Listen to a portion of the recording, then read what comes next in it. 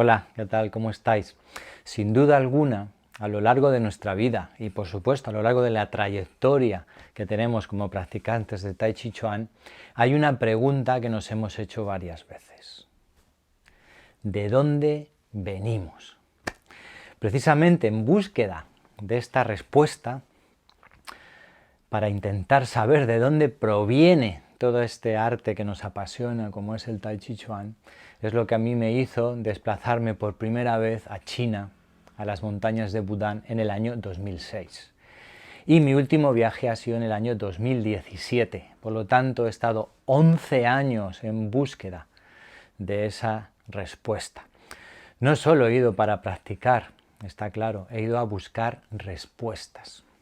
Y siempre me han llevado a un mismo personaje histórico. Siempre me han trasladado a un mismo lugar en el tiempo. Este personaje es Chan San Fong. Para muchos, sin duda alguna, un personaje que no deja indiferente a nadie. Unos lo adoran y otros lo retractan, pero es importante el saber cuál de los datos que tenemos sobre él pueden ser leyenda, mitología o fantasía y cuáles de esos datos son realidad. Está claro que ha sido inspirador de múltiples historias como creador del Tai Chi Chuan, pero en realidad Chan San Fong fue un personaje que existió, fue un taoísta que existió y que hizo mucho por su pueblo, en este caso por China, por muchos de los ciudadanos y los aldeanos y por las artes marciales internas. Por lo tanto, os voy a hablar sobre qué parte hay de leyenda y qué parte hay de realidad sobre este histórico personaje.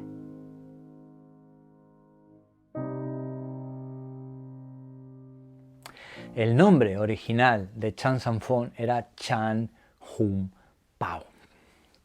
Bien, concretamente esta parte de las que os voy a hablar ahora, os voy a comentar, forma parte un poco de las leyendas, porque no hay un registro oficial que explique y hable de todo esto que os voy a comentar ahora, ¿no? Pero sin embargo en Bután sí se nos ha dado esa información. Y sabéis que en Bután está el linaje heredero original de Chan San Fong, que es San Fong Pai, que es la escuela y la secta a la que yo pertenezco de manera oficial. Por lo tanto, preguntando con mi Shifu, realizando entrevistas con él, no solo con él, sino con otros practicantes de otros estilos, pues al final uno llega a sus propias conclusiones sobre esta persona, sobre Chan San Fong, ¿no? Y voy a compartirlas con vosotros. Bien, en este caso, el nombre original, Chan Hun Pao, es originario de la aldea de Liaotong. Bien, se dice, se cuenta la leyenda, que los padres de Chan San Fong y su abuelo principalmente, en este caso el padre y el abuelo, eran conocedores del arte de Kan Li, que era como el antecesor del Feng Shui. Por lo tanto, ese arte se utilizaba para saber en qué sitio posicionarse para tener prosperidad, no solo en el hogar, en las cosechas, sino en la vida. Entonces, como pretendían que Chan Hun Pao tuviera esa prosperidad, le trasladaron a esa aldea, a Liaotong, porque es donde testaron su abuelo y su padre, que era un buen sitio para que el niño naciera y pudiera tener esa prosperidad. También se cuenta que fue a la edad más o menos de 5 años que Chan San Fong, en este caso Chan Hun Pao, tuvo un problema de visión y tuvo una ceguera parcial. Y parece ser que el padre lo trasladó a conocer a un maestro taoísta, posiblemente practicante de artes marciales, pero no es un dato que no se sabe, a mí no me lo han dado, y lo que hizo es sanar al niño y le quitó esa ceguera parcial, ¿no? Con lo que esto empezó a establecer un lazo de unión entre Chan Hun Pao y este taoísta, hasta el punto que se cree que es donde empezó a conocer aspectos del taoísmo, de las tres partes del taoísmo: la doctrina, la filosofía y la inmortalidad. Es donde él comenzó poco a poco a desarrollarse. A medida que fue creciendo, pues su padre tenía otro plan para él, ¿no? Y era que él quería que fuese funcionario del gobierno, como en aquella época era un privilegio ser funcionario y permitía que las familias vivieran muy bien. Pero sin embargo, Chan Junpao no tenía mucho eso en mente, ¿no? Después de esa experiencia con ese maestro taoísta y la continuidad en el tiempo y en los años con él, pues él tenía cierta inquietud más por el taoísmo y sus tres pilares que por ser funcionario del gobierno. Bueno, a lo largo de la vida de Chan Junpao, pues se pueden ir contando distintas historias. Yo creo que este principio es lo inicial, ¿no? Ahora, en relación a él, ¿qué podemos decir? Bueno, pues podemos observar y podemos deducir que el taoísta siempre lo que busca es su cultivo personal, luego lo traslada a su familia y luego está casi obligado a viajar por el mundo para trasladar ese conocimiento. Pues Chan Junpao exactamente se entiende que hizo lo mismo. ¿Por qué aldeas estuvo? Bueno, hay registros de gacetas de distintas provincias y distintas aldeas que lo nombran, y de todo eso os he dejado un documento ahí muy interesante con datos reales, de gacetas reales, incluso edictos de emperadores. Todo lo tenéis ahí apuntado, leerlo, junto con mis conclusiones, ya sabéis, leerlo porque os va a ser muy interesante. Bien, pues ¿qué ocurre? Que en ese peregrinar, en ese andar, ¿no?, al final parece ser que Chan Sanfón encontró a uno de los descendentes, a un discípulo, unos descendentes directos de la escuela Longmen, la más famosa escuela dentro del taoísmo que existe, tanto en doctrina como en filosofía como en longevidad. Y ahí es de donde Chan Sanfón se decantó totalmente, después de hacer una serie de pruebas como funcionario del gobierno, cosa que le aburría parece ser, y se decantó precisamente por las artes taoístas en todos sus aspectos, absolutamente en todos: medicina, adivinación, artes marciales. Pero artes marciales, ¿cómo? No existe ningún registro, ni uno, no he encontrado ni un solo documento en estos 11 años que asocie a Chan Sanfón con las artes marciales, ni uno. Sin embargo, sí he encontrado documentos que asocian a Chan Sanfón con el tiro con arco a lomos de caballo, que era la mayor habilidad militar que existía en la época. Por lo tanto, es una deducción personal, yo creo que Chan Sanfón lo que tenía era una formación militar. No sé si durante ese periodo que estuvo en el gobierno pudo acceder a esa información, o a través de amistades, o no sé cómo, o a través de ese maestro primero que tuvo, accedió a esa información militar. Por lo tanto, el conocimiento de las artes marciales que tenía Chan Sanfón provenían del ejército. No hay registros de que él haya estado siendo soldado, siendo oficial o siendo lo que sea en esta parte militar, pero sí hay registros de ese dato en concreto: dominar el tiro con arco a lomos de caballo. Y esto era algo solo y exclusivo de cierto rango en el ejército. Vale, ¿a dónde nos traslada todo esto? Que las dotes posiblemente que tenía Chan Sanfón provenían del ejército, de una estancia directa o cercana a personas que habían estado en la parte militar de China por aquella época. Concretamente, Chan Junpao nació en el año 1247. Este es un dato más o menos importante. Una dinastía, podéis mirarla, no sé si era la Yuan, la Song, no me acuerdo, ¿no?, pero está por ahí.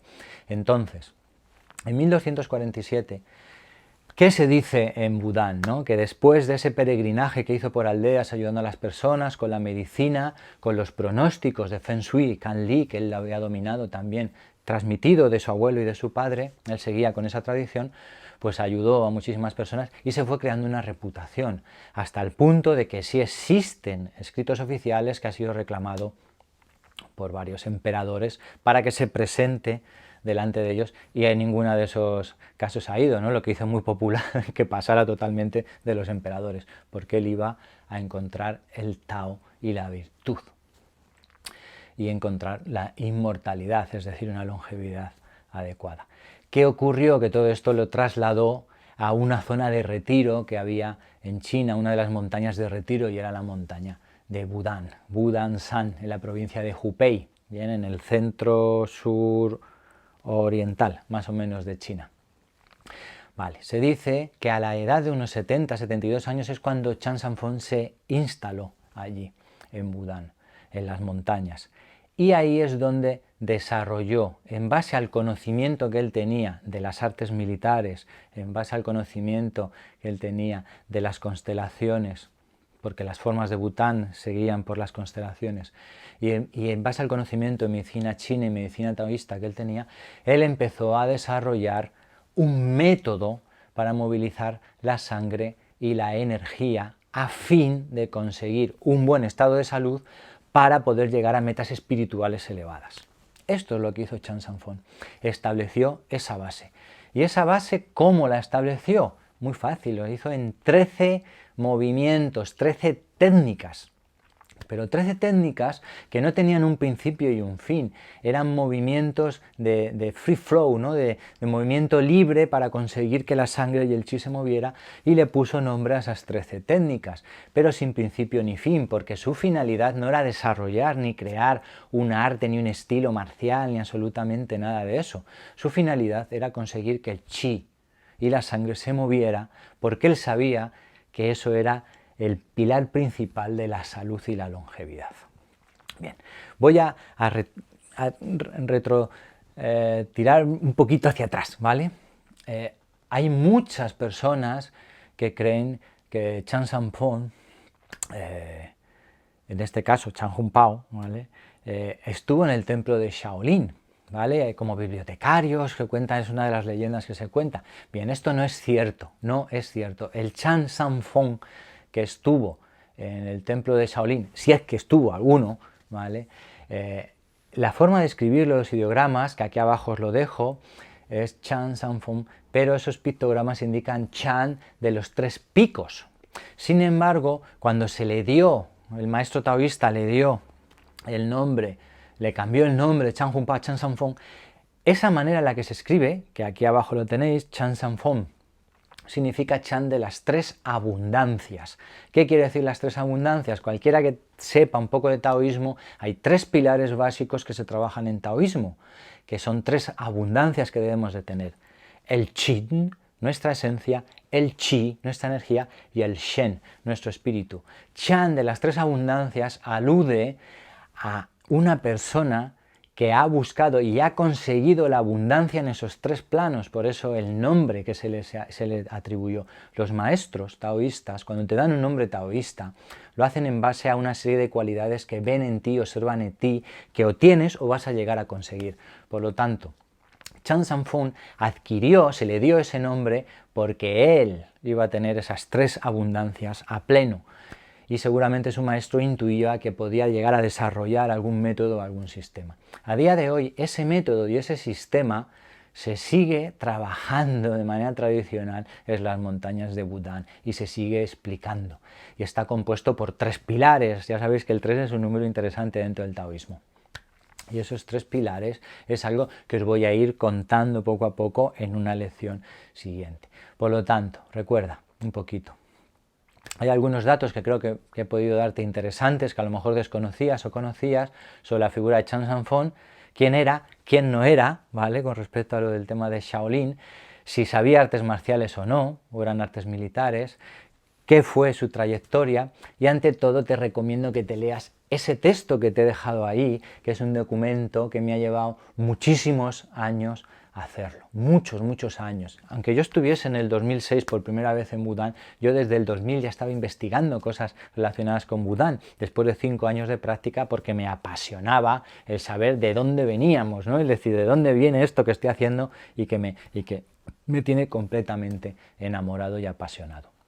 Por lo tanto, tuve la suerte en el 2011 de acceder a un examen a través de una tesis en la Asociación China de Wushu, que presenté allí en el mismo Hong Kong, para conseguir el 5º Tuan Wei dentro del escalafón que tenemos nosotros del Wushu.